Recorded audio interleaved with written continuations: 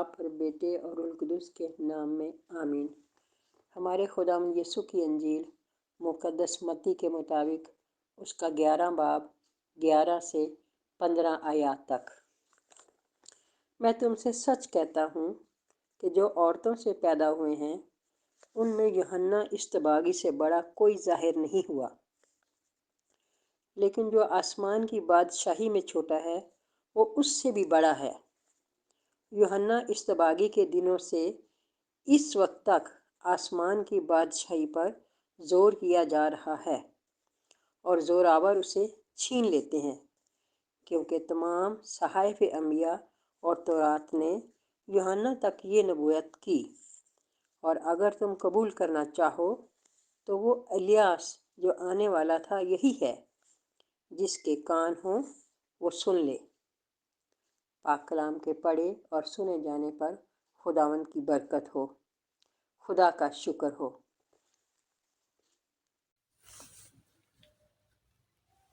باپ اور بیٹے اور روح القدس کے نام میں آمین۔ مسیح یسوع میں میرے عزیز بھائیوں اور بہنوں اور پیارے بچوں، آپ سب کو کراچی پاکستان سے شوکت بھٹی کا سلام و پیار پہنچے۔ میرے عزیزوں، پرانے عہد نامے میں ملاکی نبی نے جو پیشن گوئی کی کہ دیکھ اس سے پیشتر کہ خداوند کا وہ یوم عظیم و مہیب آئے، میں الیاس نبی کو تمہارے پاس بھیجوں گا۔ اور پھر تقریباً 400 سال کے بعد خدا نے زکریا کاہن کے پاس جبرائیل فرشتے کو بھیجا اور اس نے اسے بیٹے کی پیدائش کی خوشخبری سنائی، مگر اس نے یقین نہ کیا، اور یوں اس سبب سے فرشتے نے اس سے کہا کہ بیٹے یعنی یوحنا کی پیدائش تک وہ بول نہ پائے گا۔ قربانی کی نظر گزارنے کے بعد کاہن ہارون کی دعا جو عدد 6 بار 24ویں سے 27ویں آیت میں لکھی ہے کہ خداوند تجھے برکت دے اور تیری حفاظت کرے، خداوند تجھ پر اپنے چہرے کا نور چمکائے اور تجھ پر رحم فرمائے، خداوند اپنا چہرہ تیری طرف متوجہ کرے اور تجھے سلامتی بخشے۔ اس روز زکریا یہ برکت بنی اسرائیل کو نہ دے سکا اور تقریباً 9 ماہ تک اس کی زبان بند رہی۔ اس دوران اس کے ہاں فرشتے کے مطابق بیٹے کی ولادت بھی ہو گئی۔ اور میرے عزیزو، آج کی انجیل مقدس کی تلاوت میں ہم نے سنا کہ خداوند یسوع المسیح نے یوحنا اصطباغی کی تعریف کی اور ساتھ ہی ساتھ اس کا مرتبہ بھی بتایا کہ عورتوں میں پیدا ہونے والوں میں سے یوحنا اصطباغی سب سے بڑا ہے، اور خداوند یسوع مسیح نے یہ بھی بتایا کہ یوحنا اصطباغی سب سے آخری نبی ہے۔ لیکن جس بات سے حیرت ہوئی وہ یہ ہے کہ جو آسمان کی بادشاہی میں سب سے چھوٹا ہے وہ یوحنا اصطباغی سے بھی بڑا ہے۔ میرے عزیزو، ایسا کیوں کر ممکن ہے؟ اگر ہم یوحنا اصطباغی اور اپنی زندگی کا موازنہ کریں تو ہم میں سے کوئی ایک بھی ان صفات کا مالک نہیں جو یوحنا اصطباغی میں تھی۔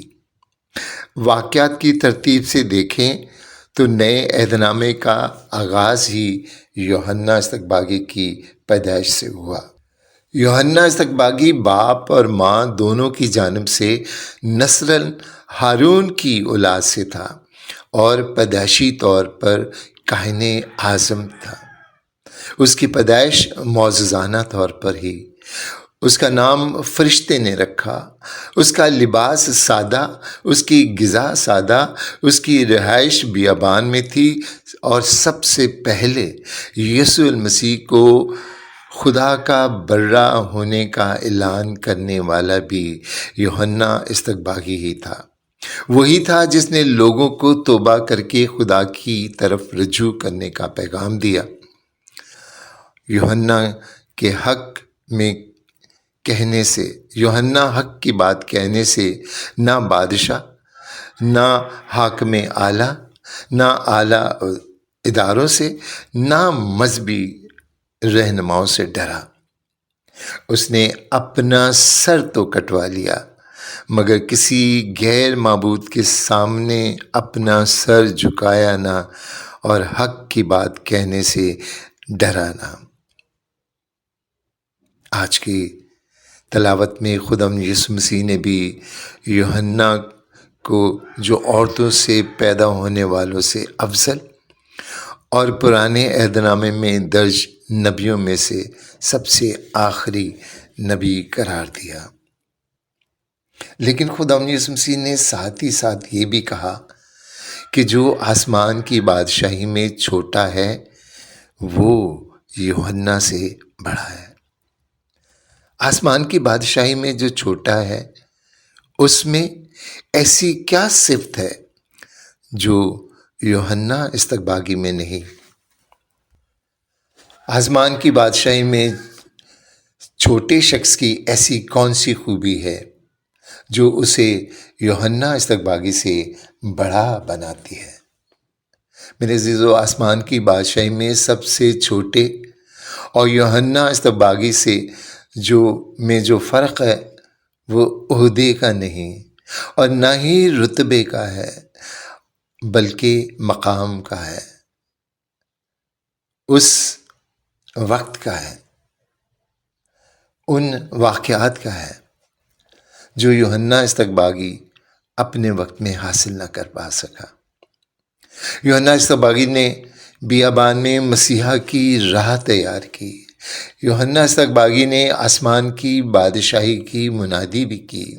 یوحنا استقباغی نے یسوع المسیح کو پانی سے بپتسمہ دے کر خدا کا برہ ہونے کا اعلان بھی کیا، مگر یوحنا استقباغی نے برے کو قربان ہوتے نہ دیکھا۔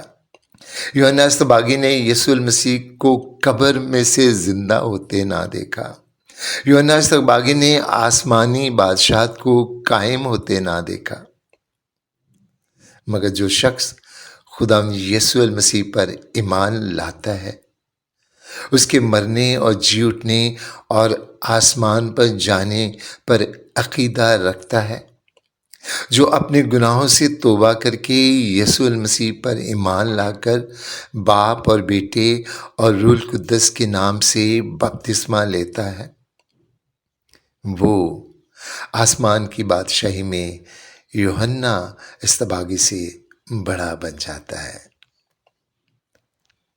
میرے عزیزو، آمد کے ایام میں کلیسیا ہمیں موقع دیتی ہے کہ ہم ان 4 ہفتوں میں اپنی زندگی پر غور کریں، آسمانی بادشاہت کے لائق بنیں۔ آمد کا پہلا ہفتہ نا امیدی کے اس دور میں ہمیں امید دلاتا ہے کہ جس طرح اشعیاء نبی نے غلامی، جبر، ظلم اور ناانصافی کے دور میں لوگوں کی ہمت بندھائی اور مسیحا کی آمد کی خوشخبری سنائی، کلیسیا ہمیں اشعیاء نبی کی کتاب سے تلاوتوں کے ذریعے سے امید دلاتی ہے۔ بے شک اشعیاء نبی کی کتاب کے 66 باب ہیں، لیکن ان 66 بابوں میں 39 باب یسوع المسیح کی زندگی کی خوشخبری سناتے تو ضرور ہیں، لیکن اتنے واضح نہیں، اور بقیہ 27 باب میں یسوع مسیح کے متعلق بہت ہی واضح طور پر لکھا گیا ہے، نشانیاں لکھی گئی ہیں۔ کنواری حاملہ ہوگی اور بیٹا جنے گی، اور نور تاریکی میں چمکے گا۔ یوں بہت ساری باتیں جو بہت ہی واضح طور پہ ہیں، ہمیں کلیسیا ان تلاوتوں پر غور کرنے کا موقع فراہم کرتی ہے۔ آمد کے دوسرے ہفتے کا مرکزی عنوان ایمان اور محبت ہے، جس کا نشان بیت لحم ہے، جس کی لفظی معنی روٹی کا گھر ہے۔ اور خدا یسوع مسیح نے کہا کہ زندگی کی روٹی میں ہوں۔ کلیسیا چاہتی ہے کہ ہم پاک یوکرسٹ کو اپنی زندگی میں اول درجہ، اول مقام عطا کریں، کیونکہ یسوع المسیح کی عظیم محبت اس روٹی میں، پاک یوکرسٹ میں شامل ہے، کیونکہ اس نے اپنے بدن کو توڑا اور اپنا بدن ہی ہمیں کھانے کو دیا، تاکہ ہم پھر مرے نہ، ہم زندہ رہیں اور خداوند ہم میں قائم رہے۔ آمد کا تیسرا ہفتے کا مرکزی عنوان خوشی اور علامت ہے گڈریے، جو اس بات کی علامت ہے کہ خدا کی بادشاہی میں داخل ہونے کے لیے ہمیں اعلیٰ حسب و نسب، دولت، روپے، پیسے، عہدے کی قطعاً ضرورت نہیں، بلکہ خدا کی بادشاہی کی خوشی میں شامل ہونے کے لیے ہم بلائے گئے ہیں۔ بالخصوص زمانے کے رد کیے ہوئے خدا کی نظر میں سب سے اول اور افضل ہے۔ آمد کے چوتھے ہفتے کا مرکزی عنوان امن اور علامت ہے فرشتے، جو ہمیں اس بات کی خبر دیتے ہیں کہ امن کا شہزادہ ہمارے درمیان موجود ہے، جو آسمان اور زمین بلکہ کائنات پر راج کرتا ہے۔ اسے تلاش کریں، اسے سجدہ کریں اور اس کی خبر اوروں کو بھی پہنچائیں۔ میرے عزیزو، یقیناً ہم گہری تاریکیوں میں گرے ہوئے ہیں، ہمارے اندر روشنی اور تاریکی دونوں موجود ہیں۔ یہ روشنی ہو سکتا ہے کسی اور کی روشنی ہو، یہ ہو سکتا ہے مصنوعی روشنی ہو، یہ روشنی دولت کی ہو سکتی ہے، یہ روشنی اپنی ذات پر اعتماد کی ہو سکتی ہے، یہ روشنی اپنے اوپر بھروسے کی ہو سکتی ہے، تکبر کی ہو سکتی ہے، دوسروں کی عقیدوں کی ہو سکتی ہے۔ لیکن میرے عزیزو، یہ ضروری نہیں کہ ہم سورج، چاند یا کوئی بڑا ستارہ بن پائیں۔ ہمارے اندر کلام مقدس کی چرنی میں جلتی ہوئی اس لو کی، اس شمع کی روشنی جو ہم میں زندہ ہے، جو ہمیں کلام مقدس کو پڑھنے اور خدا کا کلام سننے اور ان سیکرمنٹس کے ذریعے سے ملتی ہے، اس چھوٹی سی لو کو روشن کر کے ہم خدا کی بادشاہی میں داخل ہو سکتے ہیں، کیونکہ آپ کا ایک چھوٹا سا قدم بھی آپ کو آفتاب صداقت کے پاس لے جائے گا، اس نور کے پاس لے جائے گا جو تاریکی میں چمکتا ہے اور سب کچھ واضح کر دیتا ہے۔ خدا ہم سب کو برکت دے، تاکہ ہم خدا یسوع مسیح کی اس آمد کو، اس کی پیدائش کے دن کو بڑے جوش و جذبے کے ساتھ منا سکیں، اور یہ خوشیاں، یہ امن، یہ محبت دوسروں کو بھی دے سکیں۔